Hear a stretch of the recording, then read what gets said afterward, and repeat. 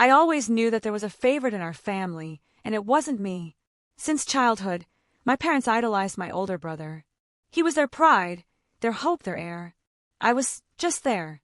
No matter how hard I tried, how much I worked on myself, I never managed to become important to them. A divided childhood. When I was little, I didn't understand why I got old toys, why my birthdays were celebrated without much enthusiasm, and my brother's celebration looked like a real festival. I remember one moment that was etched in my memory. I was 10 years old, and I brought home first place in the math Olympiad from school. I was so happy. I ran to my mother with a diploma in my hands, hoping for praise. She didn't even look up from the phone. "Oh, well done, daughter, but you were always smart." And the next day my brother just won the district football tournament. My parents set a huge table, invited all their relatives and friends, ordered a birthday cake with the inscription, "Our Pride." I sat in the corner of the room and for the first time felt real injustice. No matter what I did, it didn't matter. When you become invisible, this situation was repeated over and over again. When I graduated from school with the highest grades, they just nodded. When my brother barely entered college, they organized a party. I tried to talk to them, but all I heard was, "You're too sensitive, Allison. We love you. Your brother just needs more support." Love. I haven't felt this way for a single day. I resigned myself. I stopped trying to impress them because I realized that no matter what I did, I wasn't important to them. But I didn't know that they would soon go even further. I always knew I wasn't their main child, but I never imagined they would throw me away like I was useless. It happened unexpectedly. I was working and studying at university at the time. I didn't have much money, but I was trying to save up so I could move out and start my own life as soon as possible. I lived in my parents' house, not because I wanted to, but because I couldn't afford my own place yet. And then one evening, when I came home after a hard day at work, my parents were waiting for me at the table with serious faces. I thought something had happened, that they wanted to discuss some family issues. But it turned out to be much worse. The conversation that changed everything. "Allison, we need to talk," my mother said without looking at me. I sat down opposite them, feeling something heavy settle in my heart. "You're an adult now. It's time for you to build your own life," my father began, a folded folder in his hands. "What?" I didn't understand what they were leading me to. My mother sighed, as if explaining this to me was a real test. "We decided it was time for you to move out." My legs gave out. "Move out? Where?" "You know, your brother is graduating from college and he needs more space. He needs your place." I froze. "Are they serious?" "But I don't have money for my own place." "Those are your problems," my father answered calmly. "You're an adult. You'll find a way." Mom didn't even try to hide her irritation. "Allison, you've always been so strong, confident, independent. We're sure you'll be fine." I couldn't believe what I was hearing. These people, my own parents, had no hesitation in simply kicking me out of the house. I wasn't a rebel. I wasn't causing trouble. I wasn't asking them for money or help.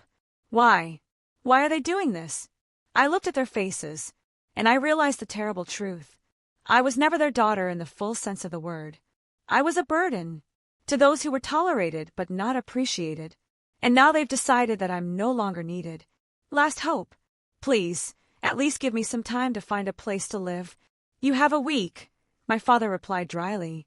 "We've already started renovating your room, so it's out of the question." I was devastated. I was speechless. These people I called my family. They just threw me out like a piece of junk. I didn't say anything else. I got up from the table, went into my room, and closed the door. And at that moment I realized I was nobody to them. I could cry, I could beg, but it wouldn't change anything. In their eyes, I no longer existed. I packed my things in silence. I didn't want to give them the pleasure of seeing my tears, even though I was broken inside. I sat on the bed, looking at the boxes with my modest belongings, and tried to come to terms with reality. In a week, I would no longer have a home. My parents had given everything to my brother, and I had become unnecessary to them. The last day in their home. A week had passed. All this time, I hadn't heard a single word of support from them. None. "How are you? Do you need anything? Maybe you'll stay a little longer." No, they were just waiting for me to leave. When the day of eviction came, I left the room with my suitcases. My parents didn't even come out to say goodbye. My mother simply looked at me through the kitchen door and said, "Don't forget to take everything you need, because we'll redo everything here." I felt bitter. I wanted to throw something bad at her in response, wanted to tell them that they were terrible people, that they would regret it someday. But I just silently left the house, without looking back. Reality without a roof over my head. And here I am standing on the street. My new life began not with bright opportunities, but with despair. I didn't have an apartment, only a few things in suitcases. I didn't have savings. I worked to cover my studies. I had no one who could help me. I remembered my father saying, "You're strong, you'll cope." Right. Well, let's see. The first nights were hell. The first night, I stayed with a friend. She let me stay the night, but I couldn't stay with her for long. The second night, I found a cheap motel. It was dirty, cramped, but it was better than nothing. The third night, I sat in the park with no strength and no ideas. I understood that soon I wouldn't even have money left for food. At that moment, I cried like I had never cried before in my life. What should I do? But then I understood the main thing. My tears wouldn't change anything. My parents wouldn't come to save me. Nobody would. I would either fall to the bottom or rise higher than they could imagine. I had no choice. I woke up on a cheap mattress in a motel, feeling devastated. I wanted to give up. I wanted to go home, knock on the door, and beg my parents for a chance. But then I remembered their indifferent faces. They kicked me out. They didn't even check to see if I had survived. And then I made a decision. I'm going to prove to them that I can survive without them. The first step is to find a job. I already had a part-time job, but the money was barely enough to eat. I needed something more. I started sending out resumes everywhere I could. Stores, rejected because of lack of experience.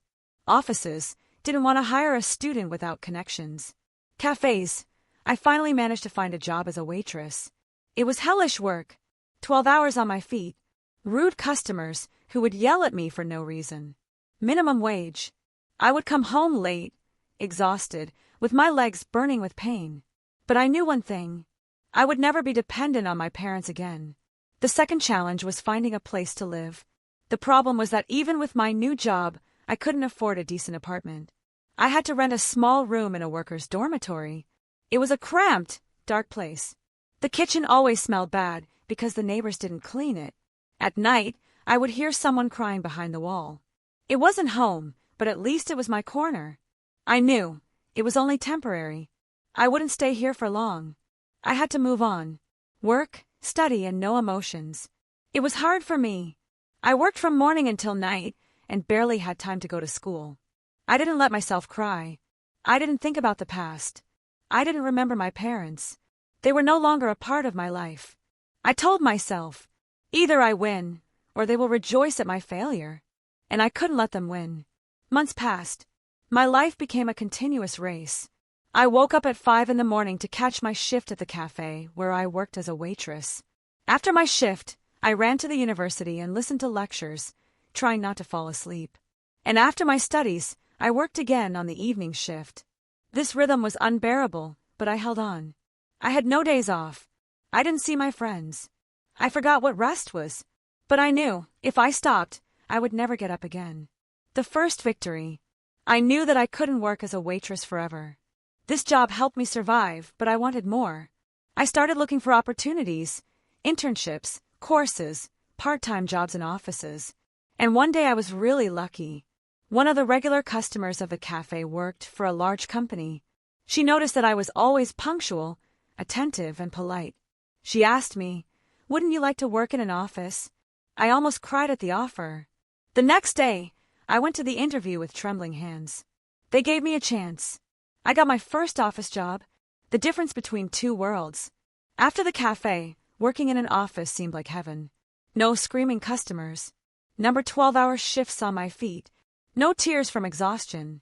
But I knew I had to work twice as hard as everyone else. I arrived before everyone else. I stayed up late. I read, studied, and developed. I saw my goal as becoming successful and independent. My first big success. In 6 months, I got a promotion. I got a raise, and I was finally able to move out of the dormitory into a small, but my own apartment. It was the best feeling in the world.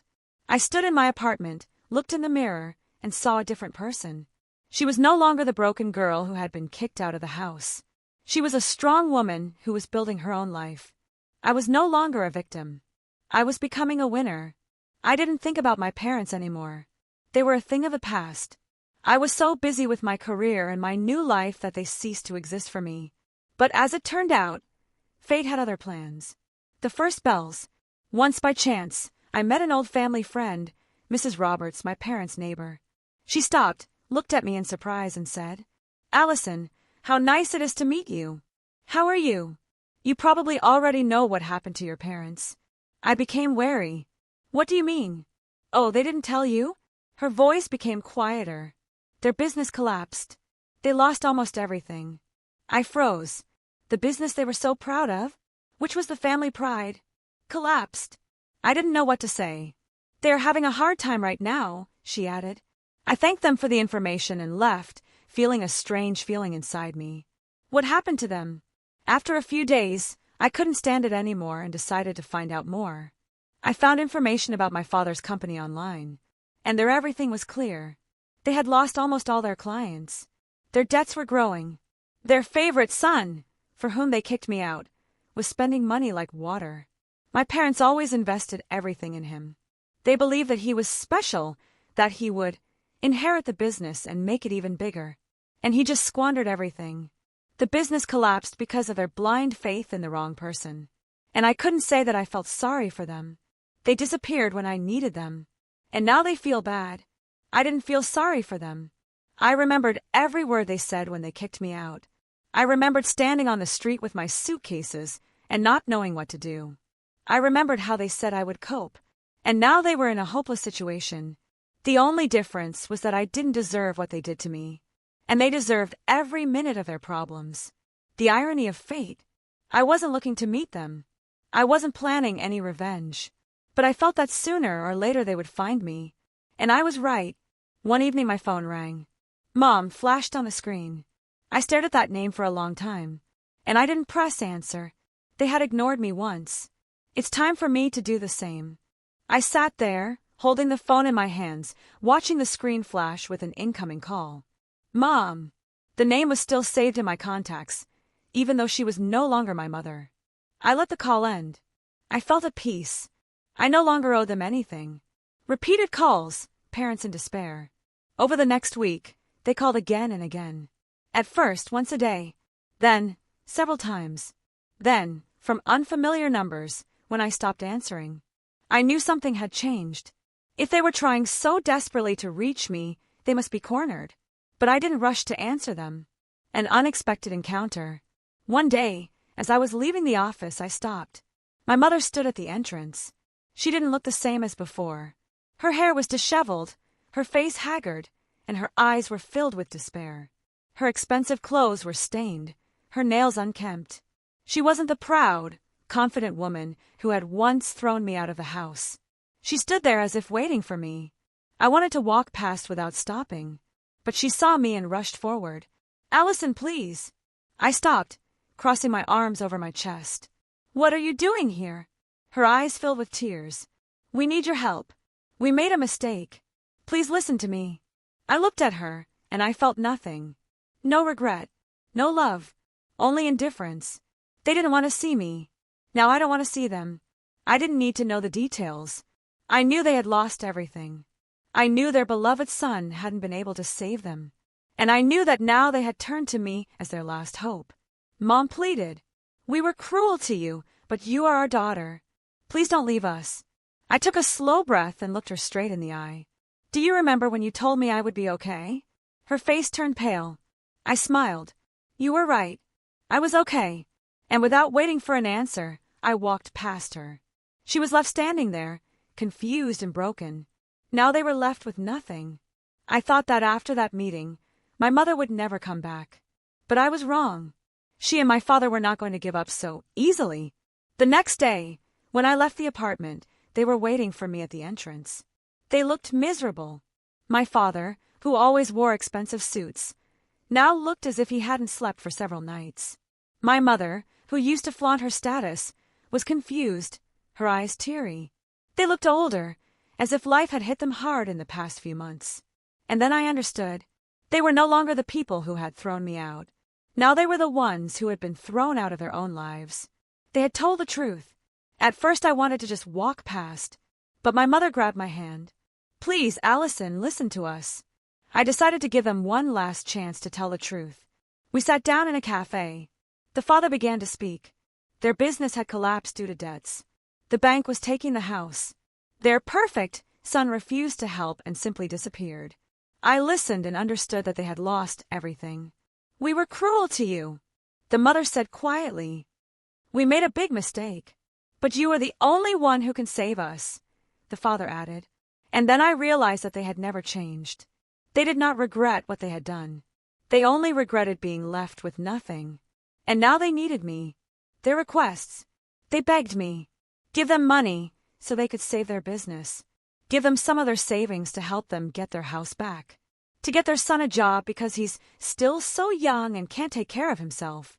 I listened to all this and wanted to laugh. What kind of hypocrite do you have to be to come to me for help after everything they've done? My choice.